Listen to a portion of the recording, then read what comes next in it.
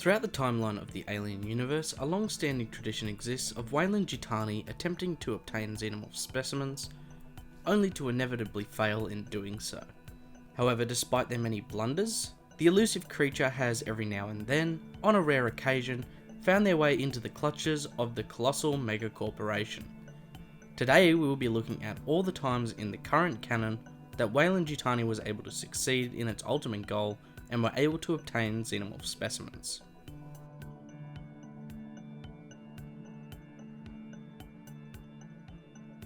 In the late 2130s, following the lengthy story of Alien's Defiance, the comic book series, both Zula Hendrix and Dr. Hollis make their way back to Earth and are immediately detained by the Weyland-Yutani Company. To see their full story and avoid spoilers, I highly advise checking out the comic series. Now, whilst Zula is pretty much left alone by the company, as she has no further value, Dr. Hollis is a different story. Dr. Hollis had previously been host to a Xenomorph Chestburster. However, she was able to survive the creature and prematurely removed the parasite during its late embryonic and early fetal development stage. While she was barely able to survive the intense and lengthy surgery, it was nevertheless successful. Unfortunately for her though, she did not remove all remnants of the creature successfully, and trace weed-like roots from the creature's embryonic sac remained behind, weaved throughout her chest cavity and in certain organs and tissues.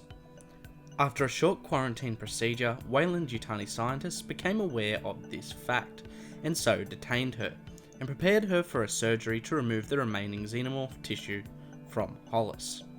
The surgery was performed and she was deliberately killed by the company surgeons, in the process by the order of Weyland-Yutani. They had what they needed, living, fresh samples of xenomorph tissues.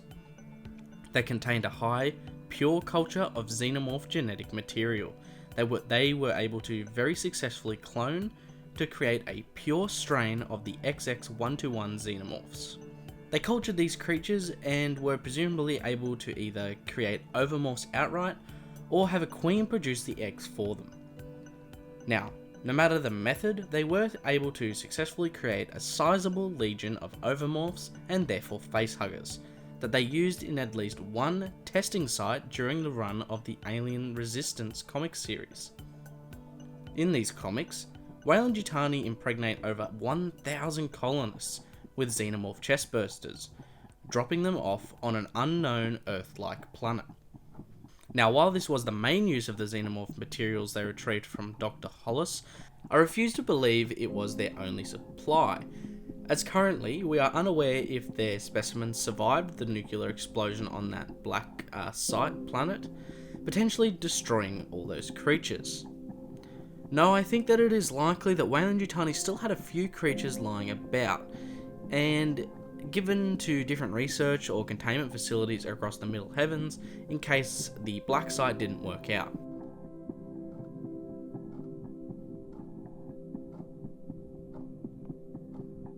Continuing on from my previous statement, in the comic series Aliens Dust to Dust, we actually get to see a planet named LV-871, where Weyland-Yutani had been storing these which was possibly the specimens left over from the Dr. Hollis clones. During the story, we eventually arrive at a terraforming station with the main characters. It is eventually revealed to the reader that the Trono colony government of LV-871 had made a deal with Weyland-Yutani. In return for a lifetime of funding and credits from Weyland-Yutani for the colony's benefit, all they would have to do in return is to turn part of their facility into a specialised biostorage area. Essentially, Weyland-Yutani were looking to loan the colony as a storage facility for their excessive amounts of xenomorph specimens. This inevitably ended in tragedy, when the specimens were somehow able to escape their containments through unknown means. This led to a planet-wide infestation, with only a few lucky colonists being able to escape the surface and to be rescued. The outcome of the xenomorph infestation is left ambiguous, and it is not certain if they were destroyed from orbit or later recollected by the company.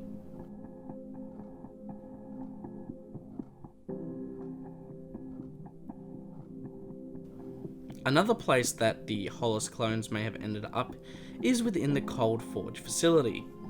While neither LV-871 or the Cold Forge are confirmed to have their specimens sourced from the Hollis clone samples, I think with our current knowledge it's the most likely option, until we learn more about the mysterious timeline between Alien and Aliens.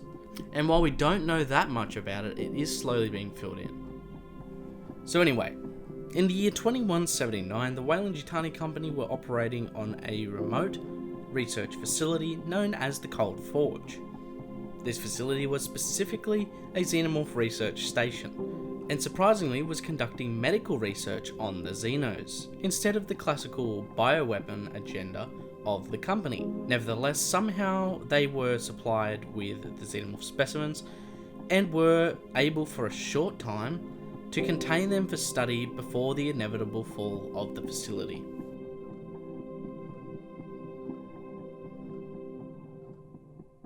Just after the year 2381, the United Systems military began to crumble, as many of their major military assets, including their entire Xenomorph specimen collection, is disintegrated. We see these events during the film Alien Resurrection, as the Auriga burns up in the atmosphere of Earth, and with it, all of the USM's Xenomorph materials. After the diminished reign of the USM, the Weyland-Yutani company uses this as an advantage to re-establish themselves as a dominant power over the galaxy. After a very rough patch that occurred after the events of Alien 3. In the process of doing so, they cleaned up a very damaged and heavily populated Earth, and earned themselves favour back within the general populace of the Milky Way's residents. After regaining power, they once again turned to attempting to obtain Xenomorph specimens. Obviously, in the 200-year period prior to these events, somehow all of their sources of Xenomorph had been lost, or possibly sold off, or there's a whole bunch of ways that they could have lost them. As by the time of the novel Alien Sea of Sorrows, the company is once again making it a first priority to obtain Xenomorph specimens. Following the events of Sea of Sorrows, a company executive, a suite of mercenaries, and a descendant of Ellen Ripley's are all able to, with much effort and loss to the team, secure and hold a single Xenomorph specimen captured from the planet LV-178. This is the first completely pure Xenomorph to our current knowledge that the company has got their hands on, that was not cloned from materials such as the Hollis clones in the current canon. Sadly, though we do know they were able to successfully capture it, we know little to nothing aside from this fact, or what they were able to accomplish with this single specimen after the events of the novel. However, in the Weyland-Yutani report, there is a ton of concepts that the company had both developed by themselves and also taken from the USM, that they were most likely going to begin work on as soon as they could, as their study, analysis, and replication of the Xena creature could now begin. In canon to date, the Weyland-Yutani company has had many encounters and successful acquisitions of the Xenomorph species. However, it appears that they are rarely able to keep those specimens and materials contained long enough to make any reasonable effort at developing any kind of technology. And even when they are able to keep them contained, it seems that they are either making dumb studying attempts or allowing their hostiles to get between the company and their specimens, such as the infamous Ripley family, the rogue Davis unit, and of course the devious Zula Hendrix. If you want to learn more about the times that Weyland-Yutani were able to successfully weaponize the Xenomorph species, I have a full video breakdown of every time this happened in the current canon. Before I go, I just wanted to let you guys know about the merch store called ACHERON's Colonial Marketplace. Here you can pick up a variety of ACHERON and Alien themed merch from 3 distinct product lines, including shirts, hoodies, mugs, blankets, stickers, bags, and even phone cases. So if you want to support the channel and look good doing it, pick up some ACHERON merch. But what other videos would you guys like to see? If you have any ideas or have any questions you would like answered, please meet me down in the comments. If you did enjoy the video, please leave a like and go check out Project ACHERON on Twitter and Discord.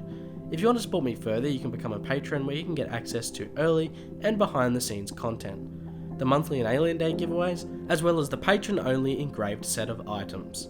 I hope you guys did enjoy the video, and I'll talk to you guys on the next one. Until then, this is Project ACHERON, signing off.